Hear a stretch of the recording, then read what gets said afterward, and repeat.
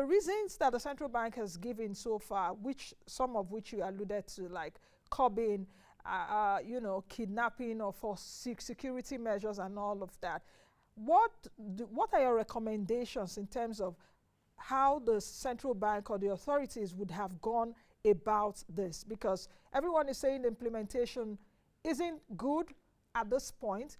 How do you think that the Central Bank of Nigeria would have handled this? And we're looking at it economically, because if you talk to different people on different divides, there's a legal angle to that, to what we're discussing. Okay, the president should have listened to the Supreme Court and all of that. But I don't want us to go into all of that. The focus for today is the economy, socio-economic implications. So what are your views about that? Yeah, so my views about that very simple and straightforward. One, there should have been better planning. That planning will say what exactly is the problem we have that we're trying to address, right? And you have to be sincere with the people. Don't tell people it's A when what you have in mind is B. Once you start losing trust, you create a fertile ground for conspiracy theory, and people will fill in the gaps themselves, and it makes the public to behave differently, sometimes against your policy. So, and that proper planning also should have involved, which is still possible now, all the key stakeholders. It was surprising for many of us that even the finance minister wasn't aware. So involve relevant organs and agencies of government, including Ministry of Finance, including tax authorities. Almost every country where you've done something similar to this, tax is always a primary objective, if not the most important objective. Involve the financial intelligence unit in the planning, anti-graft agencies, right? Even in many countries, what I would have expected in Nigeria, even before then, issue what we call the unexplained wealth order. So this executive order will already have set out what will happen when you start bringing in the money and you cannot explain the source, right? Because you're really targeting those criminals with a lot of money. So that proper planning would also involve the infrastructure providers. The guys, the InterSwitch, the fintechs, the guys with mobile payments.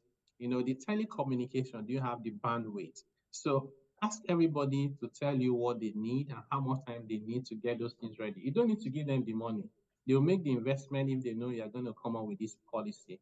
So in Kenya, for example, you have the M-Pesa. And I was in Kenya a few months ago, and I wanted to buy a book by the roadside, and the woman said I needed to pay with M-Pesa. So I had to go to, one of their telcos.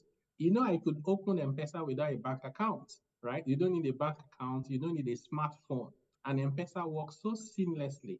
So when Kenya introduced their new constitution and said they don't want to see the face of anybody on their currency, they were replacing the old currency with faces of Kenyatta, I think it was, with the new ones. Nobody complained because they were like, actually, who needed the cash in the first place? It was seamless. So that proper planning should have happened. The next thing that we should have done differently is for the central bank to clearly define threshold.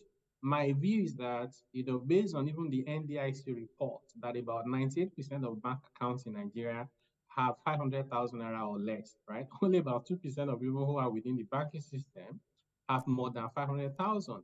So I can say that cumulatively, any Nigerian can bring up to 500,000 naira in cash. We'll collect it. You want to withdraw it cumulatively, I'll allow you to withdraw 500,000. If it's now more than that amount, maybe up to 5 million, you make the process difficult by asking more questions, filling more forms, getting the tax authority involved, NFIU and the EFCC. If it's a lot more than 5 million, then you can come to the CBN, in which case you have to ask a lot of questions as well. We have to identify who you are and the source of the money. That way you don't find, 200,000 people showing up at the CBN office, because if you have those kind of money, the people who want to go and buy votes and people who are kidnapping, they are not carrying 20,000 and 1,500,000 naira around.